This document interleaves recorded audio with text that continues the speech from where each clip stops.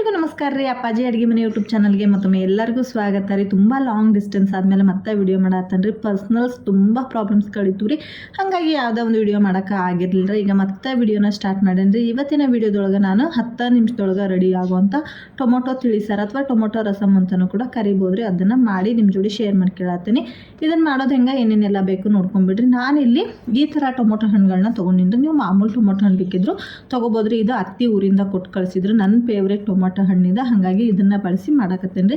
ನಾನಿಲ್ಲಿ ಟೊಮೊಟೊ ಹಣ್ಣು ಮತ್ತು ಕೊಬ್ಬರಿ ತೊಗೊಂಡೇನಿ ರೀ. ನೋಡಿರಿ, ಹಸಿ ಕೊಬ್ಬರಿನ, ಹಾಗೆ ಖಾರದ ಪುಡಿ, ಸಾಂಬಾರು ಪುಡಿ ಮತ್ತು ಅರಿಶಿನ ಪುಡಿ, ಸ್ವಲ್ಪ ಸಾಸಿವೆ, ಜೀರಿಗೆ, ಬೆಳ್ಳುಳ್ಳಿ, ಉಪ್ಪು, ಸ್ವಲ್ಪ ಬೆಲ್ಲ, ಹಾಗೆ ಕರಿಬೇವು, ಕೊತ್ತಂಬರಿ ಸೊಪ್ಪು, ಸ್ವಲ್ಪ ಎಣ್ಣೆ ತೊಗೊಂಡೇನಿ ರೀ. ಇಷ್ಟನ ಐಟಮ್ಸ್, ಜಾಸ್ತಿ ಏನಿರೋಂಗಿಲ್ಲ.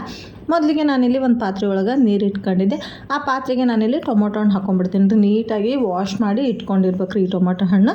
ಇದ್ರ ಬದಲಿ ನೀವು ದೊಡ್ಡ ಟೊಮೊಟೊ ಹಣ್ಣನ್ನು ಬೇಕಿದ್ರೆ ಬಳಸ್ಬೋದು ರೀ. ದೊಡ್ಡ ಟೊಮೊಟೊ ಹಣ್ಣು ಬಳಸೋದಾದ್ರೆ ಅದನ್ನು ಮಧ್ಯದೊಳಗೆ ನೀವು ಸ್ವಲ್ಪ ಪ್ಲಸ್ ಆಕಾರದಾಗ ಕೊಯ್ಯಿರಿ. ಯಾಕಂದ್ರೆ ಒಳಗೆ ಹುಳ ಅದೆಲ್ಲ ಇರ್ತದೆ ರೀ. ಒಳಗೆ ಹುಳ ಎಲ್ಲ ಚೆಕ್ ಮಾಡಿ ಆಮೇಲೆ ನೀವು ಬೇಯಕ್ಕೆ ಹಾಕಿದ್ರಿ ಅಂದರೆ ಅದು ಚೆನ್ನಾಗೂ ಬೇಯ್ತೈತಿ. ಆಮೇಲೆ ನಿಮಗೆ ಸಿಪ್ಪಿ ಬಿಡ್ಸೋಕ್ಕೂ ಭಾಳ ಸುಲಭ ಆಕೈತಿ. ಹಾಗಾಗಿ ದೊಡ್ಡ ಟೊಮೊಟೊ ಹಣ್ಣು ಹಾಕಿದಾಗ ಸ್ವಲ್ಪ ಕಟ್ ಮಾಡಿ ಹಾಕಿರಿ. ಈಗ ನೋಡಿರಿ, ಟೊಮೊಟೊ ಹಣ್ಣು ಭಾಳ ಚೆನ್ನಾಗಿ ಬೆಂದತ್ತಂದ್ರೆ ಮೆತ್ತಗೆ ಬೇಯಬೇಕ್ರಿ. ಅಂದರೆ ಈ ಥರ ನಾವು ನೋಡಿದಾಗ ಅದು ಮೇಲ್ಗಡೆದು ಭಾಗ ಒಡ್ಕೊಂಡಿರ್ಬೇಕಂದ್ರೆ ಟೊಮೊಟೊ ಹಣ್ಣು ಚೆನ್ನಾಗಿ ಬೆಂದು ಒಡೆದಿರ್ಬೇಕು. ಈಸಿಯಾಗಿ ಸಿಪ್ಪೆ ಬಿಡ್ಸೋಕೆ ಬರೋಂಗಿರ್ಬೇಕು ರೀ. ಹಂಗೆ ಬೇಯಿಸ್ಕೊಂಡು ಈಗ ಇದನ್ನು ನಾನು ಒಂದು ಪ್ಲೇಟಿಗೆ ತೆಗೆದು ಬಿಡ್ತೇನೆ ರೀ. ಅಂದರೆ ಇದು ಟೊಮೊಟೊ ಹಣ್ಣು ತಣ್ಣಗಾಗ್ಬೇಕು ರೀ. ಹಾಗಾಗಿ ಇದನ್ನು ನಾನು ಎಲ್ಲದನ್ನು ಒಂದು ಪ್ಲೇಟಿಗೆ ಟ್ರಾನ್ಸ್ಫರ್ ಮಾಡಿ ಇಟ್ಕೊತೀನಿ ರೀ. ಹಾಗಾಗಿ ಟೊಮೊಟೊ ಹಣ್ಣು ಬೇಯಿಸಿರೋ ನೀರು ಐತೆ ನೋಡಿರಿ, ಇದನ್ನು ಕೂಡ ವೇಸ್ಟ್ ಮಾಡೋಂಗಿಲ್ಲ. ಈ ಒಂದು ನೀರನ್ನು ಬಳಸಿ ನಾವು ಟೊಮೊಟೊ ಹಣ್ಣಿನ ಸಾರು ಮಾಡ್ತೇವೆ ರೀ. ಯಾಕಂದ್ರೆ ಟೊಮೊಟೊ ಹಣ್ಣಿಂದು ಹುಳಿ ಮತ್ತು ಫ್ಲೇವರ್ ಎಲ್ಲ ಅದ್ರೊಳಗೆ ಭಾಳ ಚೆನ್ನಾಗಿ ಬಿಟ್ಕೊಂಡಿರ್ತೈತೆ ನಾವು ಟೊಮೊಟೊ ಹಣ್ಣು ಬೇಯಿಸಿರೋದ್ರಿಂದ. ಹಾಗಾಗಿ ಆ ನೀರನ್ನೇನು ಚೆಲ್ಲಕ್ಕೆ ಹೋಗಬೇಡ್ರಿ. ಈಗ ಟೊಮೊಟೊ ಹಣ್ಣೆಲ್ಲ ನೀಟಾಗಿ ತಣ್ಣಗಾದ್ಮೇಲೆ ಈ ರೀತಿ ಸಿಪ್ಪಿ ಬಿಡಿಸ್ಕೊಳ್ರಿ. ಭಾಳ ಸಿಂಪಲ್ಲಾಗಿನ ಬರ್ತೈತಿ, ಸಿಪ್ಪೇನು ಭಾಳ ಕಷ್ಟ ಇರೋಂಗಿಲ್ಲ. ಸಣ್ಣ ಟೊಮೊಟೊ ಹಣ್ಣು ಬಿಡ್ಸೋಕೆ ಭಾಳ ಹೊತ್ತಾಕತ್ತಂತ ಏನಂಗಿಲ್ಲ. ನೋಡಿರಿ, ನಾನೊಂದು 5 ನಿಮಿಷದಾಗ ಎಲ್ಲ ಸಿಪ್ಪಿಗಳ್ನು ಬಿಡಿಸಿ ಇಟ್ಕೊಂಡು ನೀಟಾಗಿ ಬೆಂದಿತ್ತು ಅಂದ್ರೆ ನಾವು ಒಂದು ಸ್ವಲ್ಪ ಸಿಪ್ಪಿ ಹಿಡಿದು ಹಣ್ಣು ಹೆಚ್ಚಿದ್ವಿ ಅಂತಂದರೆ ಈಸಿಯಾಗಿ ಹಣ್ಣು ಹೊರಗೆ ಬಂದುಬಿಡ್ತೈತೆ ರೀ. ಜಾಸ್ತಿ ಏನು ಟೈಮ್ ಹೋಗೋಂಗಿಲ್ಲ. ಈಗ ನಾನು ಇದೇ ರೀತಿ ಎಲ್ಲದು ಟೊಮೊಟೊ ಹಣ್ಣನ್ನು ನೀಟಾಗಿ ಸಿಪ್ಪಿ ಬಿಡಿಸಿ ಇಟ್ಕೊಂಬಿಟ್ಟಾನೆ. ಈಗ ಈ ಟೊಮೊಟೊ ಹಣ್ಣನ್ನು ನೀವು ಬೇಕಂದ್ರೆ ಮಿಕ್ಸಿನೂ ಮಾಡ್ಕೋಬೋದು. ಈ ಥರ ಒಂದು ಸ್ಮ್ಯಾಚರ್ ಇಲ್ಲ ಅಂದ್ರೆ, ಈ ಥರ ಸ್ಮ್ಯಾಚರ್ ಇತ್ತಂದ್ರೆ ನೀಟಾಗಿ ಸ್ಮ್ಯಾಚ್ ಕೂಡ ಮಾಡ್ಕೊಂಬಿಡ್ರಿ. ಭಾಳ ಚೆನ್ನಾಗಿ ಬೆಂದಿರೋದ್ರಿಂದ ಒಂದು 2-3 ಸೆಕೆಂಡ್ನಾಗ ನೀಟಾಗಿ ಸ್ಮ್ಯಾಚ್ ಆಗಿಬಿಡ್ತೈತಿ. ನಾನು ನಿಮಗೆ ತೋರ್ಸಾಕತ್ತ ನೋಡಕತ್ತಿರ್ಬೇಕು ಎಷ್ಟು ಬೇಗ ಅಂದ್ರೆ ಬೇಗನೆ ಸ್ಮ್ಯಾಚ್ ಆಗಿಬಿಡುತ್ತೆ.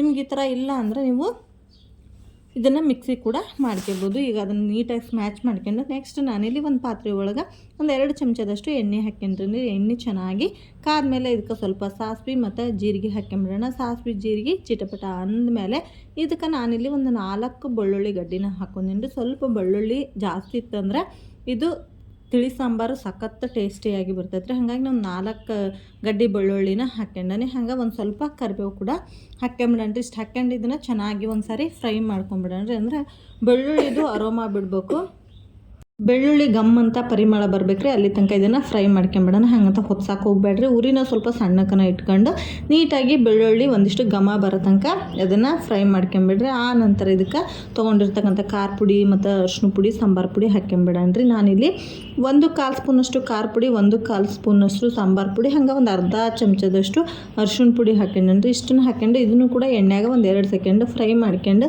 ಸ್ಮ್ಯಾಚ್ ಮಾಡಿರ್ತಕ್ಕಂಥ ಟೊಮೊಟೊ ಹಣ್ಣನ್ನು ಕೂಡ ಹಾಕ್ಕೊಂಬಿಡಣ್ರಿ. ಇದನ್ನ ಹಾಕ್ಕೊಂಡು ಇದನ್ನು ಬೇಯಿಸೋಕೆ ನಾವು ನೀರೇನು ತೊಗೊಂಡಿದ್ದೀವಿ ನೋಡಿರಿ, ಅದನ್ನು ಕೂಡ ನಾನು ಹಾಕ್ಕೊಂಬಿಡ್ತೀನಿ. ಆ ನಂತರ ಇದಕ್ಕೆ ಒಂದು ಸರಿ ಚೆನ್ನಾಗಿ ಮಿಕ್ಸ್ ಮಾಡ್ಕೊಂಡು ಇದ್ರ ತಿಕ್ನೆಸ್ ನೋಡಿ ನಾವು ನೀರು ಹಾಕ್ಕೋಬೇಕ್ರಿ. ಇದು ತಿಳಿ ಸಾಂಬಾರು ಅಂತಂದ್ರೆ ಸ್ವಲ್ಪ ತಿಳು ಇದ್ರನ್ನ ಭಾಳ ರುಚಿ ಆಕತಿ.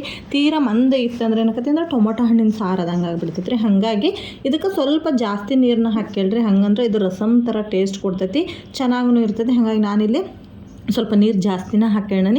ಹಂಗೆ ಇದಕ್ಕೊಂದು ಸ್ವಲ್ಪ ಬೆಲ್ಲ ಹಾಕ್ಕೊಳ್ಳೋಣ. ಬೆಲ್ಲ ಆಪ್ಷನಲ್ ರೀ, ಬೇಡ ಅಂದ್ರೆ ಸ್ಕಿಟ್ ಮಾಡಿರಿ. ಬೆಲ್ಲ ಹಾಕೋದ್ರಿಂದ ಹುಳಿ ಬ್ಯಾಲೆನ್ಸ್ ಆಕೈತಿ, ಸಾರು ಉಣ್ಣೋದಕ್ಕೂ ಭಾಳ ಟೇಸ್ಟಿಯಾಗಿ ಬರ್ತೈತಿ ಅಂಥೇಳಿ ಬೆಲ್ಲ ಹಾಕ್ಕೊಂತೀವಿ. ಕೆಲವೊಬ್ಬರು ಬೆಲ್ಲ ಇಷ್ಟಪಡಲ್ಲ ಅನ್ನೋರು ಬೆಲ್ಲ ಬೇಕಿದ್ರೆ ನೀವು ಸ್ಕಿಟ್ ಮಾಡ್ಬೋದು ರೀ. ಇದಕ್ಕೆ ನೆಕ್ಸ್ಟ್ ಕಾಯಿ ತುರಿ ಹಾಕ್ಕೊಂಬಿಡಣ್ರಿ. ಹಂಗೆ ರುಚಿಗೆ ತಕ್ಕಷ್ಟು ಉಪ್ಪನ್ನು ಕೂಡ ನಾನಿಲ್ಲಿ ಆ್ಯಡ್ ಮಾಡ್ಕೊಂಬಿಡ್ತೇನೆ ರೀ. ಇಷ್ಟನ್ನು ಹಾಕಿ ಒಂದು ಸರಿ ಚೆನ್ನಾಗಿ ಇದನ್ನು ಮಿಕ್ಸ್ ಮಾಡ್ಕೊಂಬಿಡಣ್ರಿ. ನೋಡಿರಿ ಇಷ್ಟು ತಿಳುವಾಗಿ ನಾನು ಮಾಡ್ಕೊಂಡನಿ. ಸಾಂಬಾರು ಇಷ್ಟ ತಿಳುವು ಇರ್ಬೇಕು ರೀ, ಚೆನ್ನಾಗಿರ್ತೈತಿ. ಇದ್ರದ್ದು ಲಿಡ್ ಕ್ಲೋಸ್ ಮಾಡಿ ಇದನ್ನು ಚೆನ್ನಾಗಿ ಕುದಿಯೋದಕ್ಕೆ ಬಿಟ್ಬಿಡೋಣ. ನೋಡ್ರಿ ಈಗ ಭಾಳ ಚೆನ್ನಾಗಿ ಸಾಂಬಾರು ಕುದಿಯಾಕತ್ತೈತ್ರಿ. ಇದಕ್ಕೆ ಮೇಲೆ ಒಂದು ಸ್ವಲ್ಪ ಕೊತ್ತಂಬರಿ ಸೊಪ್ಪು ಹಾಕಿದ್ರೆ ಟೊಮೊಟೊ ತಿಳಿ ಸಾಂಬಾರು ಅಥವಾ ಟೊಮೊಟೊ ರಸಮ್ಮು ರೆಡಿ ಆಗೈತ್ರಿ.